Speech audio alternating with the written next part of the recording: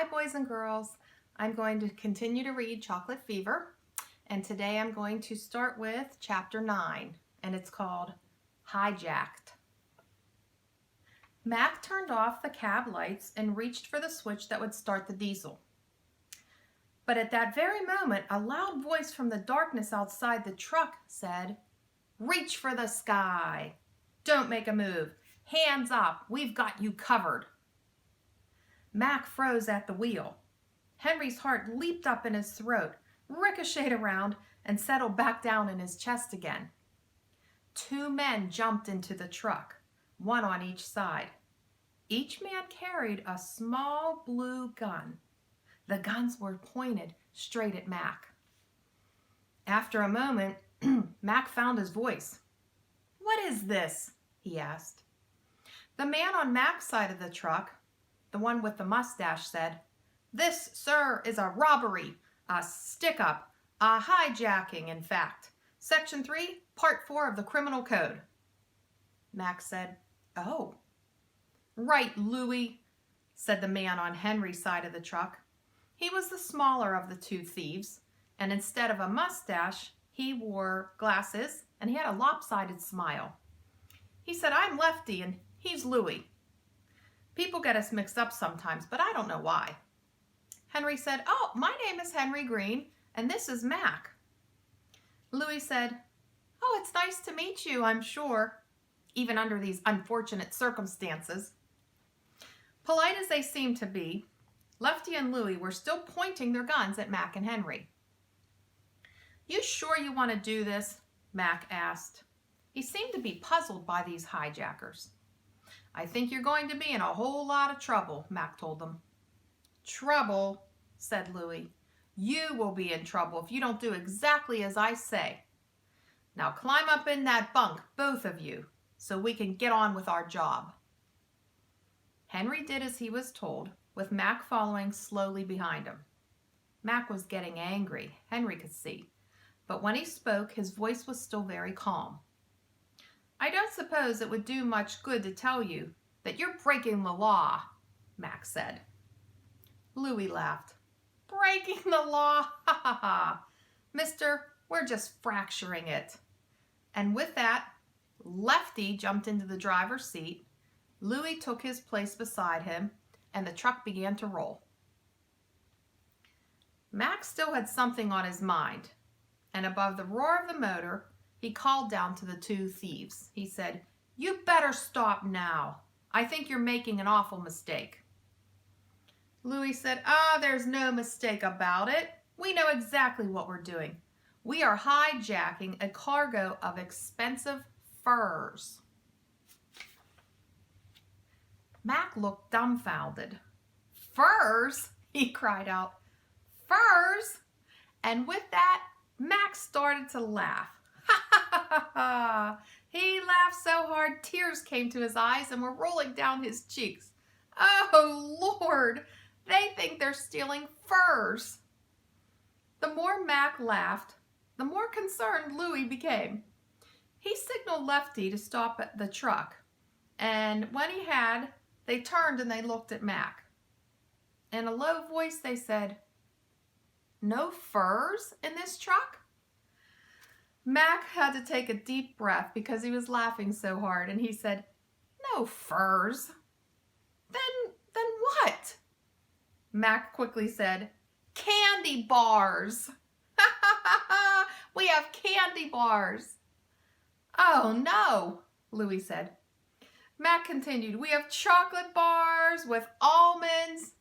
"Ah, nuts!" exclaimed Lefty. "And some without almonds."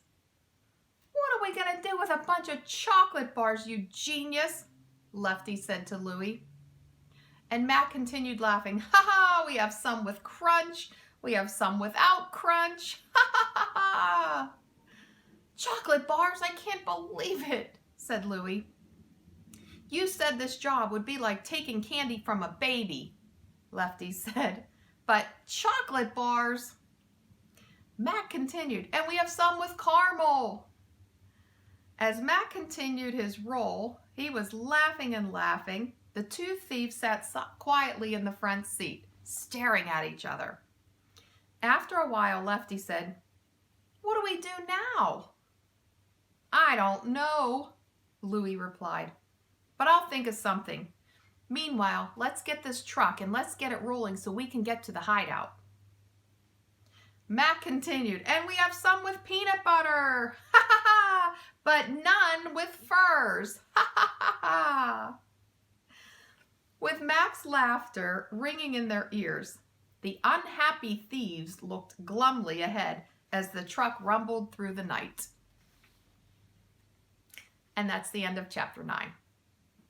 Chapter 10 is called Taking a Licking. They traveled for a long time. Lefty was driving very carefully, making sure he kept the big truck within the speed limit. From his perch up in the bunk, Mac kept watching the road so he knew exactly where they were going. Henry tried to watch too, but as hours flew by, he found himself nodding off. He was soon asleep, and his head was cradled on Mac's chest. As the first streaks of dawn appeared in the eastern sky, the big man was still holding his arm around the boy, cushioning the boy from the shocks and the jolts of the road. As the truck shifted gears and slowed, Henry's eyes opened. Mac said, "Shh." Henry whispered, "Where are we?" Mac put his mouth against Henry's ear before he answered, "We're far out in the country, a long way from nowhere." "Now when we get to where we're going," he said, "I want you to keep a sharp eye on me. Don't do anything sudden and don't run. Just be very careful, Henry. Do you hear?" Henry nodded. He would follow Mac's every lead and do what he was told. The big man was a person you could trust, especially now. They were traveling along a 2-lane road now, and with just a few houses were set apart. Lefty was driving the big truck very slowly, looking around left and right. "Any time now," Mac whispered. "We're going to turn off." Henry agreed they must be very close to the thieves' hideout. Lefty slowed the truck almost to a crawl and turned down a small dirt road. The truck bounced along the narrow track, turning right and left through the trees. In a few minutes, they came to a stop near a small wooden cabin. When Lefty turned off the motor, Louie called up to them. He said, "Gentlemen, we've arrived. Last stop. Everyone, get out." Lefty and Louie opened the truck doors and stepped out. "Easy now, you two," Louie said as Mac and Henry joined them. "No sudden moves, no funny business, no tricks, all right?" Mac said quietly, "No tricks." Louie had his gun in his hand again. Henry could see. With the gun pointed squarely at Mac, the thieves led them into the cabin. It had one room. It was dirty and empty. There was only one wooden table and chairs that was in the corner. And Louie prodded Mac and Henry in that direction. There were no windows in the cabin and no lights either, until Louie then finally lit a small lantern that hung from the rafters. Lefty pulled a chair over near the door and sat there with his gun in his hand, watching carefully. "Well now," Mac said, "what comes next?" Louie said, "What comes next is up to you. You play it smart and we leave you here when the job is over. You give us any trouble and, well, just don't give us any trouble." With that, Louie drew a chair next to Lefty, and the two of them started talking quietly. Lefty was angry, that much was clear.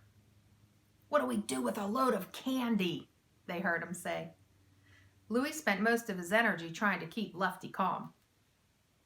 Mac said to Henry, "Looks like our friends over there bought a pack of trouble. Instead of furs, they got something they don't want." Henry and Mac started giggling softly. Then Henry asked, "What is really going to happen?" Mac said, "I don't know, except for this. If either one of them tries to put one hand on you, I will personally lay them out flat. He said, so don't you worry, you hear? That was the kind of man that Mac's voice is. And Henry was sure that when that moment came, the big man would be ready for them. Just then, out of the corner of his ear, Henry heard a faint and faraway sound. It could have been a dog barking. Mac heard it too, and the two of them sat quietly listening. It was barking all right, but now there seemed to be two dogs barking. Mac put his hand on Henry's arm and said, shh, no noise now, just listen. The barking got louder and louder. Lefty and Louie had heard it too. They stood near the closed door, listening for all they were worth. You had to be deaf not to hear the chorus of these yelps and yowls. It was getting louder and louder and louder every moment. Keep them covered, Louie shouted against the din. I'm going to see what's happening. Lefty shuffled over to the corner where Mac and Henry sat. He took out his pistol, looking them straight in the eyes. Louie was holding his gun. He opened the front door and froze on the spot, but only for a split second. For that exact moment when he opened the door, a big giant shepherd came sailing through the doorway and landed flat on Louie's chest. Louie was knocked flat on his back, and his pistol went scathing across the floor. Behind the German shepherd came a whole army of yelping, barking dogs, and they were all heading straight for Henry. There were Dobermans, there were brown and white collies, there were several spaniels, there were setters, there was a small French poodle, and other German shepherds too. They were yelping and jumping and barking, enough to fill the little cavern with all kinds of noise and confusion. Lefty was stunned, speechless, absolutely confused by the dog riot that was taking place in front of him. But before, in a flash, Mac pounced on Lefty and took the gun right out of his hand. Then he leaped to where Louie's gun had fallen and scooped that one up too. Mac had one gun in each hand. He whirled around to face the pair of confused crooks. Louie was still on the floor. Lefty was surrounded by a pack of yelping, yapping dogs. Even if he wanted to run, he couldn't. Let me show you a picture.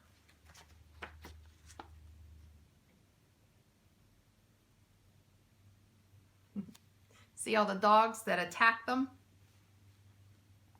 Henry, of course, was the star attraction for the animal army. They were licking him as if he were some sort of new dog yummy. His arms and legs and face were covered with happy licking dogs. And all of it made him laugh so hard. He enjoyed it. While this was going on, still more dogs were racing into the tiny cabin. And behind them came people, most of them with leashes in their hands, and they all had the same puzzled look. They had all been out walking with their dogs when, one after the other, the animals put their noses in the air, sniffed wildly, and then began racing along this dirt road. Now, what could have made those dogs behave so strangely? And what about those pistols? What was going on in that cabin anyway? And why did this place smell like a chocolate shop? It took about an hour and the arrival of the police to sort all of this out. Mac had a lot of explaining to do, but when it was over, Louie and Lefty were in handcuffs. As they were being led away, Henry heard Lefty mutter, "We go after furs and we get candy bars. We get to our hideout and we're invaded by dogs. Geez, it's getting so a guy cannot make a dishonest living anymore." Ha ha ha! Henry and Mac laughed together. As the police car turned out of sight at the end of the dirt road, they were still laughing. And Mac said, "Come on, kid. We've still got some candy to deliver." And that's the end of chapter 10.